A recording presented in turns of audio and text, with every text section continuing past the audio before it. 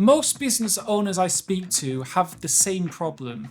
They're working 10 hours, 12 hours, sometimes 14, 16 hours a day. They're busy every single hour of every single day, and yet the revenue just doesn't move. And by the end of this video, you'll know the exact reason why, and it may just change how you run your business. And it's probably not what you think it is. So I've been running businesses for over a decade. I co-founded PlayStack, a YouTube growth agency. I've run Bike Lab HQ, which is a bike review company. I run this YouTube channel. And along the way, I've made almost every mistake you can make as a business owner. So I want to walk you through the reasons most businesses never break through to 7 figures, building up to the number one reason at the end, which for me personally was the biggest unlock.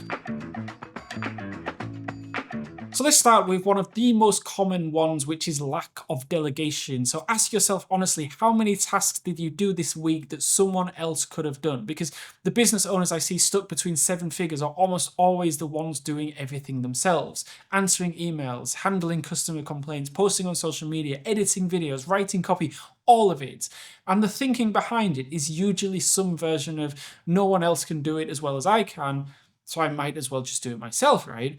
And I understand that, I've thought it, I've been there, but it's one of the biggest traps in business, because while you're busy doing everything, you are not doing the one thing only you can do, which is thinking strategically about how to grow the company. And when you're the bottleneck in your business, growth does have a ceiling, and that ceiling is you. And this is the big reason why most businesses never hit 7 figures, but it's not the number one most common reason. We'll get to that.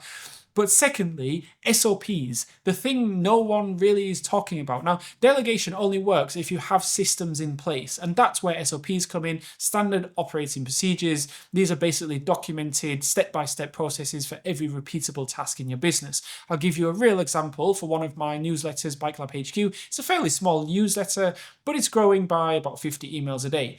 My team uses an SOP that covers every step of the newsletter process. Step 1, the marketing manager brainstorms a topic and subject line using existing videos as inspiration. Step 2, the email is written using an LLM trained on my tone, following the format of previous newsletters.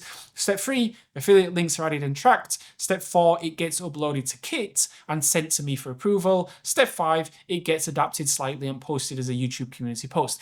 Every single person who works on that newsletter knows exactly what to do and in what order. And that means I don't have to train every new hire from scratch. The SOP does the training for me. It's someone, for example, leaves the company, the process doesn't leave with them, the business keeps running. Without SOPs, delegation falls apart almost immediately. You delegate a task, it gets done wrong, you take it back and you do it yourself and you're right back to square one. So lack of delegation and lack of SOPs are very deeply linked. If you fix one without fixing the other, you're probably going in circles. Another area we systemize is our finances, one of the most important yet most overlooked parts of a business.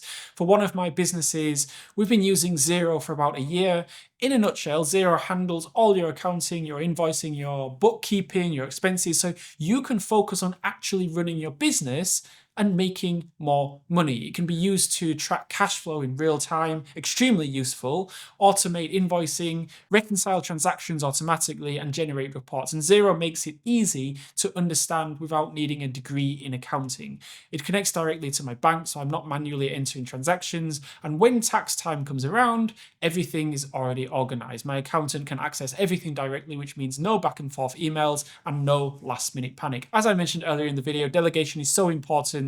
And you can delegate to other humans, and you can delegate to software and automate more processes. And that's exactly what Xero helps you do. And as a side bonus, Xero users who use online invoice payments get paid up to twice as fast than those who don't use online invoice payments. So it helps with cash flow too. If you do want to check out Xero, as of the time of filming this video, there's an offer where you can get 90% off for 6 months using the link in the description below. Terms and conditions do apply. The next topic is lack of growth mindset. Now, this one is harder to hear, but it's very ridiculously important. If your business is not growing, the reason is probably you, not your team, not the economy, not whoever's running your country at the time. It's probably you. That's not meant to be harsh. It's actually incredibly empowering once it clicks. Because if the results in your business are your responsibility, then so are the solutions. Every win and every loss traces back to a decision you made or didn't make. Ex-Marine Jocko Willink coined the term extreme ownership and wrote an entire book on it. And it basically means taking full responsibility for everything in your business, even the things that feel outside your control. So when you start applying your mindset, things will start to shift, because instead of looking outward for explanations when something went wrong, you can just start asking, what could I have done differently? What decisions led to this? And that question is far more useful than spending energy blaming external factors. A fixed mindset that shows up in how people respond to failure. Most people try something, it doesn't work, and then kind of quietly decide that that thing just doesn't work. But the real question is always, was it the strategy or was it the execution? And usually it's the execution. Most good strategies require more attempts, more refinement, and more patience than most people give them. And this is a big reason why businesses stall before 7 figures. But still, it's not the number one thing, because the next thing I'm going to talk about is, and I struggled with this for a long time, thinking too small. It's not an easy mindset to kind of just step out of. We're conditioned to play it safe, to set goals that feel achievable rather than ones that actually excite us. But the frustrating truth is that small thinking doesn't just limit your results, it limits your energy, your creativity, and the kind of opportunities that even show up in your life. And a lot of that comes down to who you spend your time with. If your peer group is made up of people doing, let's say, $100,000 to $200,000 a year in their business, then doing $500,000 a year feels like a massive success, which it is. But it's relative to that circle.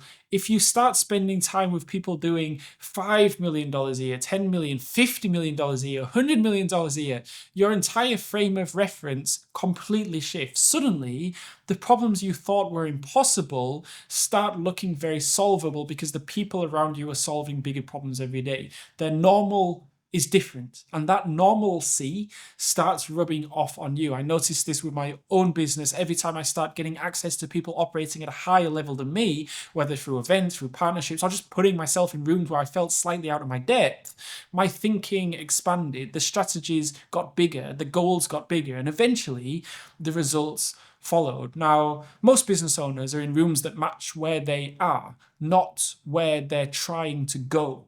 And that mismatch between the room you're in and the room you need to be in, that's one of the biggest silent reasons why growth stalls.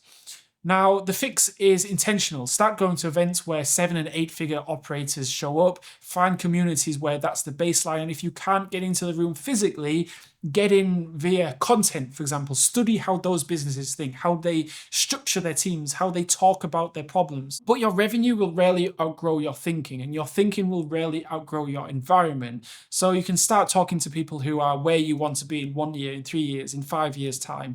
That's where I'd start. And if you like this video, I made another video recently on the systems I use to actually run my businesses day to day. You can click on the cards on the screen to watch those, and I'll see you over there.